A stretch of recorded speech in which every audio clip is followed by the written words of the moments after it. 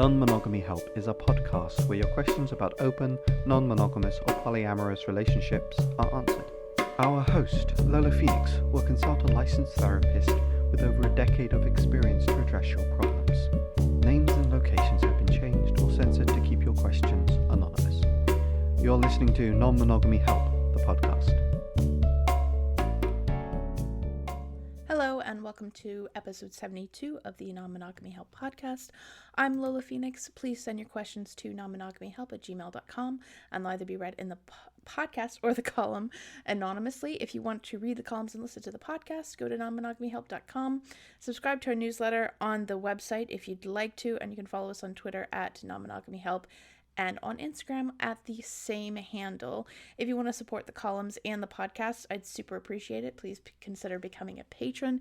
Even $1 a month helps support the daily running of the columns and podcasts, and it just shows me a general vote of support, which I really appreciate. You can do that by going to patreon.com/Lola Phoenix, and if you donate $5 or more a month, your name, with your permission, will be read at the end of the podcast. Let's get to this week's discussion question. If this is the first time you're hearing this, every week before I read the letter, I put forth a discussion question that you can use with your friends, partners, or anyone else you want to get to know a little bit more. I also answer it myself briefly to give you a little bit of context. This week's discussion question is, how do you deal with expressions of emotion, sadness, anger? So I feel like I've gotten a lot better at this, mostly because of what I've learned about my nervous system. I think that nervous system education is actually so important. I really wish that everyone is kind of taught this in school, like how your nervous system works. The fact that once your nervous system is kind of activated, whether it's fight or flight or fawn or freeze, you will not be able to learn new things. And I think if we knew that, that would be incredibly revolutionary.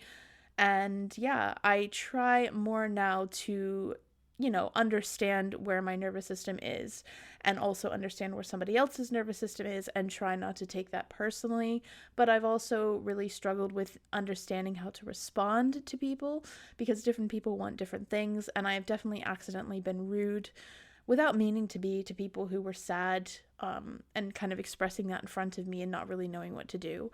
But, that is what it is. It happened, and I try not to be too hard on myself about it. But I try to be a little bit more compassionate and understanding with people who seem to be expressing a lot of emotion and just try to do whatever would be useful to help them. So yeah, that's a discussion question. How do you deal with expressions of emotion, sadness, or anger? Let's get to this week's letter.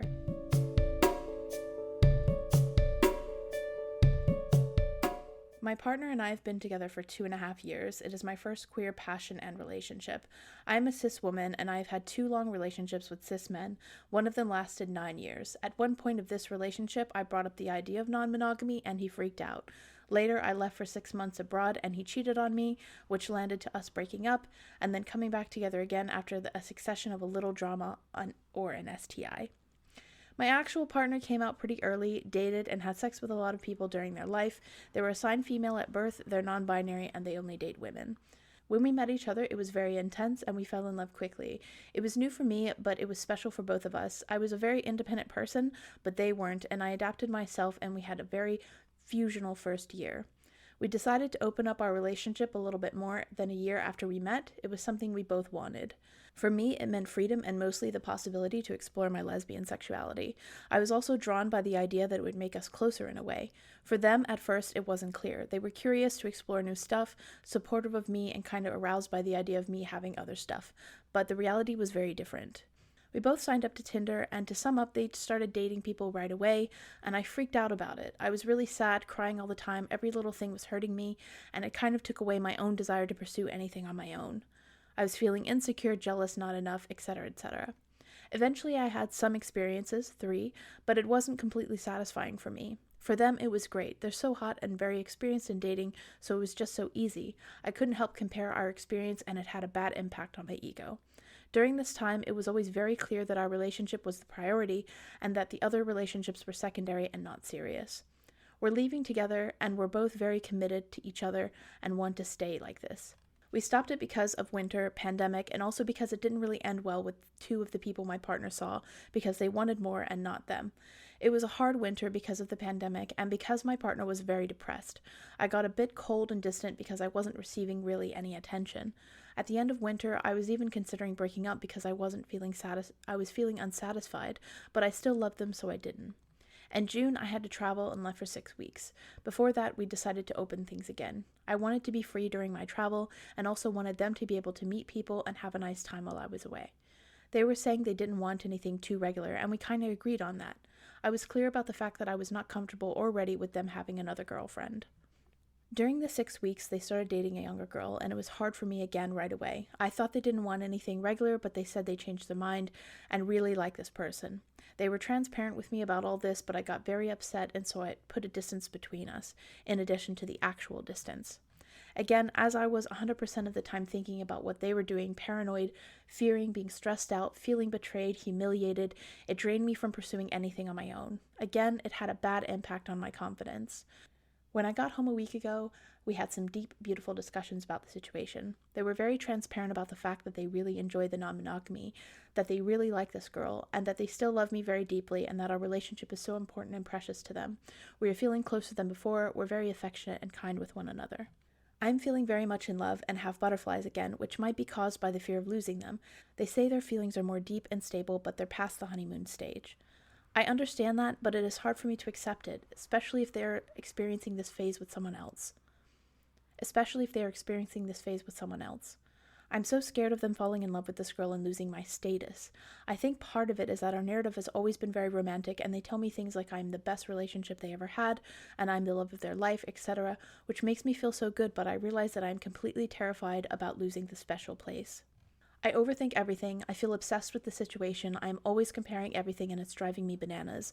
I don't really have people to talk to about it because my friends are all monogamous and I feel judged. I'm going to start seeing a therapist next week who specialized in this topic, but I don't have a lot of money, so I don't know how many sessions I'll be able to do. This girl my partner is seeing is the 4th person they dated in a year, and I thought that by now I would feel better about it, but I really don't. I can't help but feeling humiliated and sad. Is it normal that it takes so much time to adjust? It feels hopeless, and I am questioning if it is really something for me. What do you think? The other thing is that I am a very emotional person and I cry a lot. I struggle finding a good balance between good communication and overwhelming sharing. I have a tendency to share everything and burst into tears very easily, but it has had a bad impact on us because it creates a distance and they fear to hurt me, so we share less. I really feel stuck because I don't know when I should just shut the fuck up and work alone on my shit and when it's important to share. I'm afraid my emotions are going to sabotage our connection, and I always read stuff like it's important to express your emotions and cry, but I'm like, yes, okay, but what if it's 5 times a day, every day? I don't think it's constructive either. What do you think?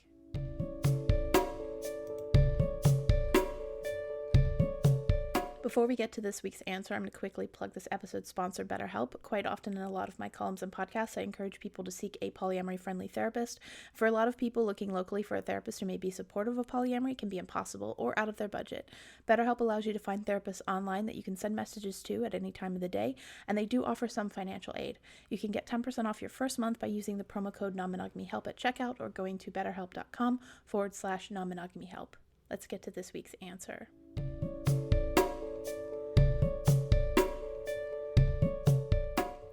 I feel like you kind of nailed it on the head a little bit.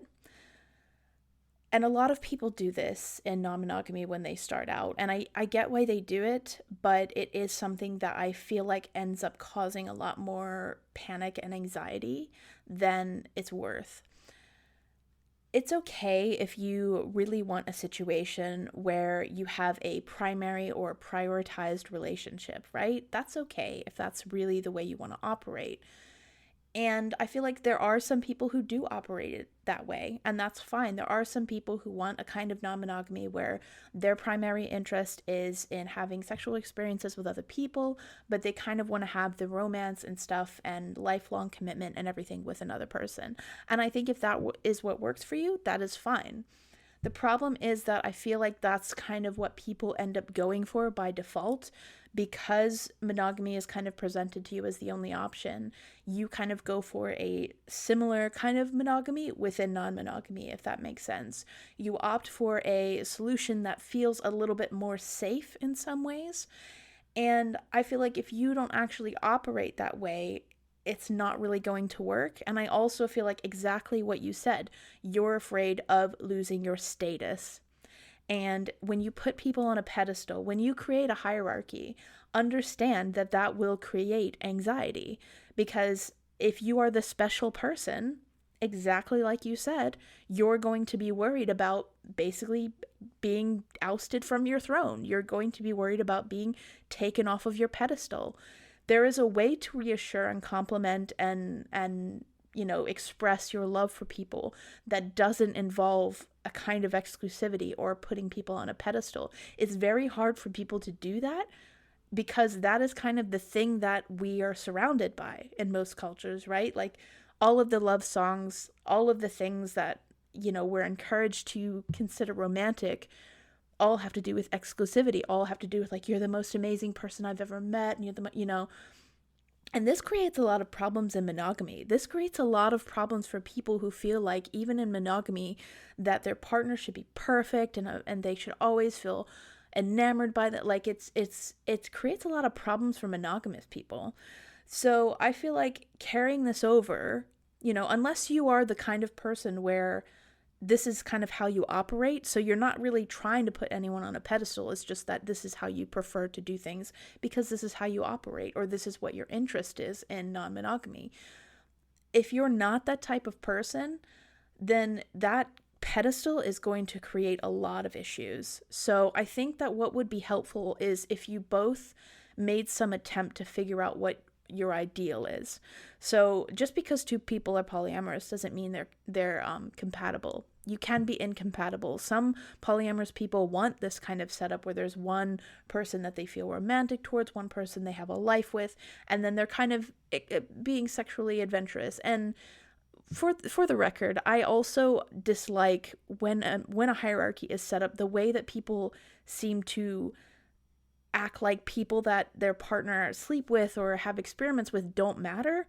They do matter. It's not as if, like, I feel like it's a little cruel sometimes, and I'm not saying you're doing this, but I do feel like it's a little cruel sometimes, the way we talk about it. It's just like, oh, I'm the most important and everyone else is just trash, basically. And I know you didn't say that, but I think that it would also help if we just kind of accepted that, casual relationships are still relationships. Like, the connections that people have with people, like, it doesn't have to be so freaking cold. Okay, yes, you may not want to establish a life with this person or spend the rest of your life with this person. That doesn't mean they don't matter. People can have huge impacts on your life even if they only spend a little bit of time with you. So that's the first thing. But I think that what you need to do is you both need to think about what it is about polyamory that you are excited by. What is it that you get out of it? What is the personal benefit that you get out of this? I talk a lot about this. If you go to non-monogamyhelp.com, I have a 101 and a 102 article, and in the 101 article I talk about finding your anchor. And I think that finding your anchor is really, really helpful. So what your anchor is basically is the personal reason, which isn't sustaining another relationship, but your personal interest in non-monogamy. And you could be a monogamous person to a polyamorous person and still have an anchor. And your anchor may be that you like to have some time alone. And so you don't mind that your partner is with someone else because you like having more alone time than you typically might get within monogamy with another person who is monogamous. So you need to find out what your ideal is. What is it that you would like? Around that is about physicalities, right? I think the bare minimum of non-monogamy is accepting a situation where your partner doesn't spend 100% of their time with you. As I've said in a lot of the columns and podcasts, a lot of monogamous relationships are also like this. If you have a partner with a time-intensive career where they may not be spending all of their time with you, you also kind of have to be okay with that or not date someone who has that kind of a career. So that is kind of the first step. Like, okay, this is the situation. My partner may not spend all of their time with me. It doesn't sound like you have that problem. It doesn't sound like that's an issue for you. But you also need to think about what it is that you actually want. So stop trying to reassure each other by saying, oh, you're the most amazing person. Like, we do love our partners and they are amazing in their own way. But you don't have to make it into a competition, and that isn't helping anyone. So instead of doing that, think about the physicalities. Like, are you going to have 2 set nights together? Are you going to schedule time together? I think that especially when people live together, it's very, very easy. And honestly, even this is true for monogamous people. It's very, very easy to forget to spend intentional time with one another. And intentional time with one another is really, really important. So agree on some physicalities. Like, is your partner going to spend 3 nights a week with you? That kind of a thing. That will help you feel a little more grounded. You won't feel so out of whack if you know what your future is with each other, if you know you have the same kind of picture, the same kind of ideal with each other, then it won't be so difficult for you to calm yourself when you're in that kind of a state. I think also it's important for you to put together kind of an emotional self-care routine, something that helps you figure out where to go for help. Like, you obviously don't have, and it's worth, I don't know if you feel judged or if your monogamous friends have made you feel judged. I think the monogamous people, if they're your friends, they should be able to support you. And it's worth having those conversations with them. It's worth reaching out to them and saying, like, hey, can you give me some emotional support here without telling me that my lifestyle is wrong? I feel like they should, if they're your friends, be able to do this. But other than that, you can kind of figure out how you handle your emotions. Like, exactly what I was speaking about earlier in the podcast about your nervous system, like how you calm your nervous system. Seeing that therapist, when you go to see that therapist, ask that therapist for techniques on how to deal with your emotions. And then when it comes to how much you share, I feel like that's really dependent on the person, right? Because some people will be able to sit there and listen to stuff and also put down some boundaries and say, I think that you're going a little bit too far. I think that you're oversharing. And you have the ability to trust your partner to lay down those boundaries.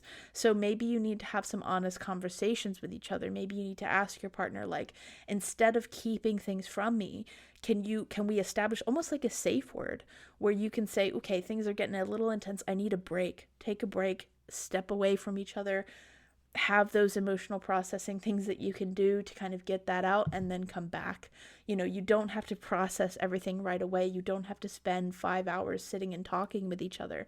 You can just go, okay, all right, I'm feeling a little bit high emotion right now. I need to step away, have a talk with a friend, or, whatever you can do that kind of gets you a little bit less in the kind of reactive feeling, and then come back to the discussion. But don't beat yourself up as well. Like, my last piece of advice, don't beat yourself up for having feelings. Like, yet people tell you to kind of like express your emotions, and sometimes, it's not like you constantly express, it's not, you're not an open bottle, or I don't know what the phrase is, but that doesn't necessarily mean you just express everything all at once all the time. But you allow yourself to feel things, you allow yourself to go through that, and you will get to a point, especially when you learn how to balance your nervous system and you learn how to calm yourself, you will get to a point where you see yourself having that anxiety spike, and you're able to kind of experience yourself seeing that instead of being in the middle of it. And then you can express it in a way that you need to, and it gets a little bit easier to navigate that. But you don't reach that point by beating yourself up.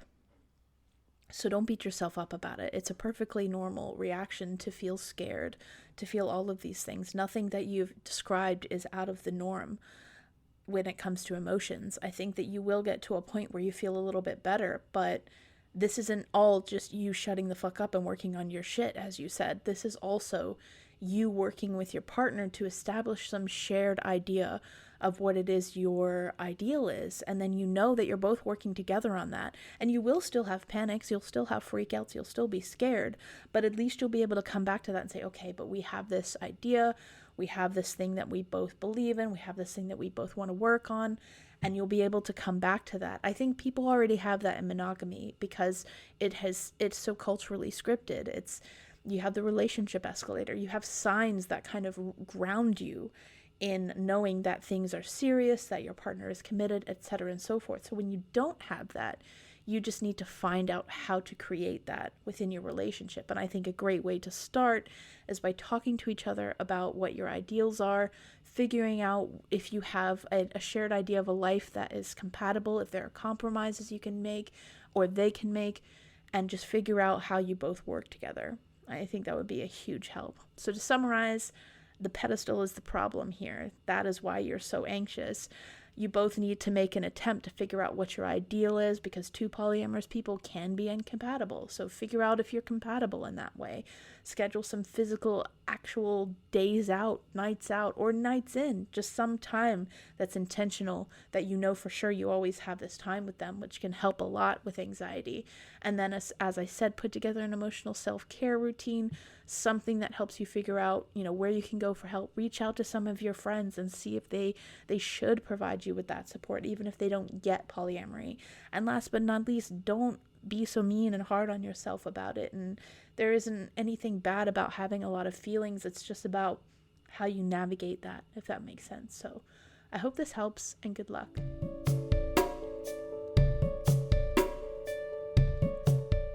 Thank you so much for listening to episode 72 of the Non-Monogamy Help podcast. If you want to be awesome, you can donate to our Patreon. Donating $5 or more a month means your name, with your permission, will be read at the end of the podcast. This week's current patrons are Laura Boylan, Chris Albury-Jones, Duke, Ellen Robertson, Nikki Jones, and James Wardtell. If for whatever reason you can't become a patron, because I get it, you can take 5 minutes, log into iTunes, rate and review the podcast. That's super helpful. Also, if you want to email me to let me know you did that, that's also really helpful. I don't always get notified actually at all if I get new reviews. And the other day, I was looking at the reviews in the UK, and I clicked on the tab and I opened, there's so many more reviews in the US, and I didn't even know about all these. And I literally would have to go through each country to find the reviews. So if you're not in the US, the UK, Australia, the places that I normally check, then please let me know that you've reviewed the podcast, because I'd super appreciate seeing your review. I really, really do. It helps me with the algorithm and everything else, but also it's a nice thing. I super appreciate it. So yeah, that's all for this week. You'll get a new column next Friday and another podcast episode in a fortnight. Thank you again for listening.